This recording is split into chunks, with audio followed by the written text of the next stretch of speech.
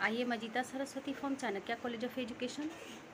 Online class में आज हम लोग बीएड फर्स्ट ईयर के आपके द्वारा पूछे गए प्रश्नों को जो हल कर रहे हैं, तो इसमें आज का हमारा प्रश्न है जिसमें 2005 राष्ट्रीय पाठ्यक्रम रूपरेखा में लिंग की भूमिका की संरचना का विश्लेषण करें। तो इस प्रश्न को आज हम पढ़ेंगे, आप सबके द्वारा पूछा गया है, जिसमें उसका उत्तर इस प्रकार होगा।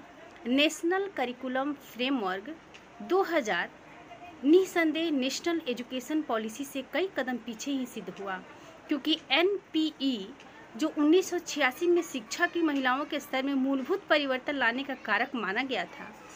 इसके अनुसार राष्ट्रीय शिक्षा व्यवस्था के सशक्तिकरण में एक सकारात्मक एवं सुधारात्मक भूमिका अदा करेगी, परंतु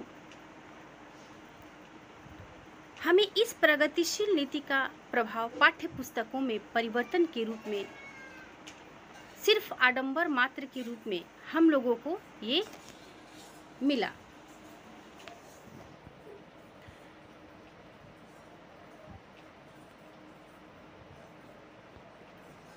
जो मिलना चाहिए, तो इसमें क्या पूर्व में लड़कियों एवं महिलाओं के प्रस्तुतिकरण में महिलाओं के उलट जेंडर को प्रस्तुत किया गया, जिसमें 80 एवं 90 के दशक में प्रत्येक स्तर पर प्रत्येक विषय को पढ़ाने वाली पुस्तकों का गहन विश्लेषण बताता है कि किताबों में काफ़ी हद तक लैंगिक भेदभाव मौजूद था। इस प्रकार के उदाहरणों को दिया गया था जिसमें लड़कों को सक्रिय भूमिकाओं में दिखाया गया था एवं लड़कियों को निष्क्रिय भूमिकाओं में दिखाया गया था। और उसमें ये दिखाया गया था कि लड़कियां जो है निष्क्रिय हैं, घरेलू भूमिकाओं तक ही सीमित रखा जा सकता है। पिछले दशक में पुस्तकों से लैंगिक विभेदन हटाने का कार्य शुरू हुआ है, फिर भी सीमित मात्रा में ही हो सका, क्योंकि जेंडर एवं समानता पर अभी भी समझ का अभाव है। एक रणनीति के तहत लड़कियों और औरतों के दृश्य चित्र बढ़ाए गए, जिससे रूप में समानता लगे। एक अन्य प्रयास के रूप में लिंगों के बीच समानता दिखाने के लिए भूमिका बदलना, यानी रोल को जो रिवर्स करने के लिए उदाहरणों को सम्मिलित किया गया। जैसे कि यदि अगर एक पुरुष कर सकता है तो महिलाएं भी कर सकती हैं। इस प्रकार के पाठ्य पुस्तकों में परिवर्तन को न्यायोचित ठहराया गया, जैसे कि यह देखना या लिखना कि पुरुष चाय बना रहा है जबकि महिला अखबार पढ़ रही है। पाठ्य पुस्तक के लेखकों ने महिलाओं की उपलब्धियों को इस तरह से प्रदर्शित किया जैसे कि वह पुरुषों की जीवनियों को लिखते रहे हैं। इसी कारण उन्होंने लिखा कि महिलाओं ने पुरुषों की तरह युद्ध लड़े। बच्चों ने महिलाओं की जीवनियों में वर्णित पुरुषत्व युक्त एवं सैन्य युक्त कौशल युक्त गुणों को पढ़ा। जैसे रानी दुर्गावती एवं रजिया सुल्तान को देख केवल इतिहास की पुस्तकों में ही नहीं बल्कि भाषा की पुस्तक में भी स्थान मिला। हालांकि उन्हें यहाँ भी समान पराक्रमी नहीं दिखाया गया। अपवाद स्वरूप महिलाएं जैसे कि झांसी की रानी तथा मैडम क्यूरी को उनके घरेलू भूमिकाओं में ही चित्रित किया गया। पाठ्य पुस्तक लेखक इस बात को जरूरी चिन्हित करते थे कि इस सब के बावजूद उन्होंने अपने घरेलू उत्तरदायित्व को पूरा निभाया। कहने का मतलब यहाँ पे ये है कि क्या रानी लक्ष्मीबाई थी या मैडम क्यूरी थी, तो इन लोगों ने, या रानी दुर्गावती, रजिया सुल्तान, तो इन लोगों को पुस्तकों में जो स्थान मिला, तो इसमें स्थान से यहाँ अभिप्राय था कि उनके कार्य को सराहा गया। लेकिन क्या पाठ्य पुस्तक लेखक इस बात को जरूरी चिन्हित करते थे कि इस सब के बावजूद उन्होंने अपने घरेलू उत्तरदायित्व को पूरा निभाया, है ना। राज्यों का भी हाल भी इससे अलग नहीं है। उदाहरण के लिए आइए देखते हैं। पश्चिम बंगाल में स्कूली पाठ्य पुस्तकों के एक अध्ययन में पाया गया कि महिलाओं को सामान्यतः निष्क्रिय, कर्तव्यपरायण तथा घरों तक सीमित ही दिखाया गया है। किसानों एवं शारीरिक श्रमिकों की भांति ही महिलाओं को सशक्तिहीन दिखाया गया है। पाठ्यक्रम एवं पाठ्य पुस्तकों में राज्य के बृहद सामाजिक सांस्कृतिक संदर्भों को प्रदर्शित करने के लिए यथा स्थिति को ही बनाए रखने का प्रयास किया गया है। आइए इसमें आगे बढ़ते हैं। देखते हैं 1970 एवं 1980 के दशकों में चलाए गए सार्वजनिक साक्षरता अभियानों के कई अनुभव एवं अंतर्दृष्टि प्राप्त हुई, जिसके आधार पर लड़कियों एवं महिलाओं के सशक्तिकरण के लिए कई नीतिगत निर्णय लिए गए, परंतु फिर भी सामान्य जस की जस ही रह गए। वो हम क्या करें, उसको नियम तो बनाएंगे लेकिन वो धरातल पर ही रह गए। यह बस इस वजह से हुआ क्योंकि पुरुषत्व तथा स्त्रीत्व के पारंपरिक अर्थ ही बने रहें तथा एक विरोधी व द्वैध गुणों वाले दो वर्ग बने रहें। तथा देखिए, इसमें जो सही है और गलत है, तो इसमें सक्रिय निष्क्रिय भावुक तार्किक प्राकृतिक और संस्कृति निर्भर और स्वायत्त आदि इन्हीं गुणों पर उनको किसे तराशा गया। ये सही नहीं है, ये निष्क्रिय है, यहाँ महिला नहीं कर सकती, यहाँ भावुक है, ये नहीं जा सकती, इत्यादि इत्यादि बातों को वहाँ पे अर्थ दिया गया और उनको दो वर्णों में बांट दिया गया। वास्तव में पाठ्यक्रम के बारे में पुनः तथ्यात्मक रूप से सोचा जाना चाहिए था तथा ऐसी योजना बनानी चाहिए थी कि जेंडर के मुद्दों को ज्ञान में कैसे समाहित किए जाएं तथा इनका सामाजिक शक्तियों के साथ कैसे समन्वय किया जाएगा। इस तरह के पुनर्विचार ने आवश्यक रूप से पाठ्य पुस्तकों एवं पाठ्यक्रम पढ़ाने के तरीकों, रूप तथा विषय वस्तु को प्रदान करने के तरीकों पर अवश्य प्रभाव डाला होता, चाहे वह भाषा हो, विज्ञान हो, सामाजिक विज्ञान हो या गणित विषय का शिक्षण ही क्यों न हो।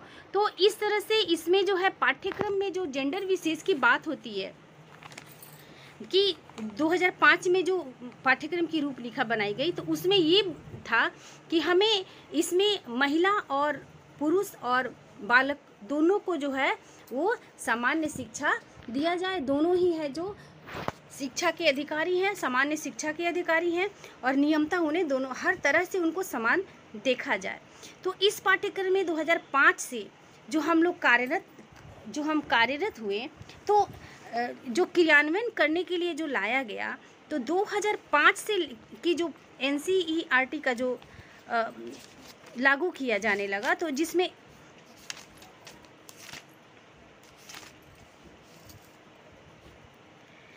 यह भी देखा गया कि जो ज्ञान है जो विभिन्न विषयों के माध्यम से प्रदान किया जा रहा है, या जो NCERT का जो 2000 में जो लागू किया गया, जो 1986 के शिक्षण की महिलाओं के जो 2086 में शिक्षा की महिलाओं के स्तर में जो मूलभूत परिवर्तन लाने की बात कही, तो NCERT की पुस्तकों के आधार से यह पाठ्यक्रम चलाना कि उसमें स्पष्ट लिंग संबंधी पूर्वाग्रह हो, इसमें महिला की जो अपेक्षा पुरुष पात्रों की प्रधानता है, इसमें महिला पात्रों के निष्क्रिय तथा उदासीन और घरेलू वातावरण में प्रदर्शित किया गया हो, ताकि पुरुष को अधिकार और शक्ति और प्रतिष्ठा की स्थिति में दिखाया जाए।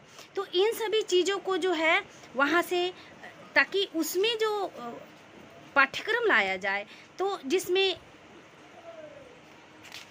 जो कुछ पाठ्यक्रम के अनुसार, जिसमें जैसे हमने पढ़ा था कि कुछ ऐसे पाठ्यक्रम हो जो हम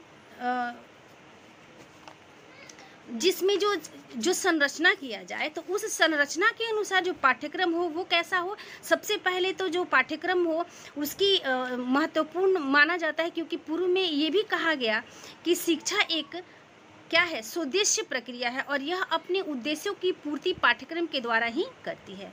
शिक्षण लक्ष्य जैसे भी होंगे, लेकिन पाठ्यक्रम भी उसी प्रकार का होना चाहिए।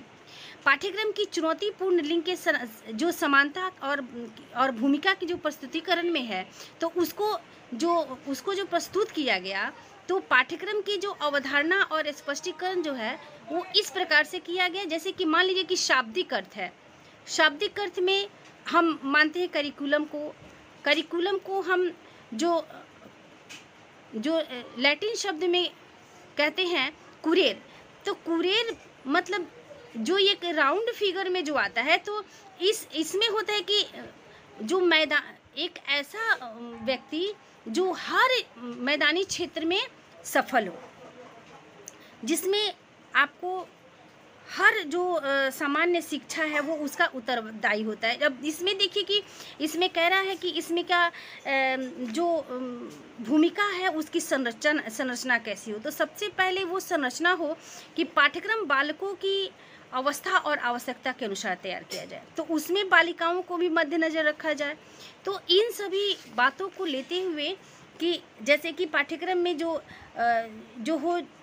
उसमें लिंग विशिष्ट हो, पाठ्यक्रम कैसा हो, लिंग विशिष्ट हो, और उसमें लिंग की विशिष्ट और रुचियों तथा आवश्यकताओं पर ध्यान दिया जाए, जिसमें इनकी रक्षा की बात हो, जिसमें इनकी जो समानता की वृद्धि हो, इसको लेकर के हो। पाठ्यक्रम में चुनौतीपूर्ण लिंग की समानता हेतु सामग्री का समावेश हो, और पाठ्यक्रम में चुनौतीपूर्ण लिंग की समानता हेतु आपस में मिलकर रहने तथा क्रिया करने का भी पर्याप्त अवसर दिया जाए, जिसमें क्या हो कि समानता और उनकी सशक्त भूमिका में प्रस्तुतिकरण के लिए बालिकाओं को समान अवसर प्रदान किए जाए, जिसमें वे अपने जो योग्यता और प्रतिभा का प्रदर्शन कर सके, जिसमें संरचना में क्या हो कि पाठ्यक्रम निर्माण का आधार मनोवैज्ञानिक होता है, जिसमें बालिकाओं को क्या हो कि उनकी जो मनोवैज्ञानिक जो समझ हो उनको निर्मित किया जाए, और इस प्रकार जो है वो समानता और सशक्त भूमिका के लिए प्रस्तुतिकरण में पाठ्यक्रम सहायक है।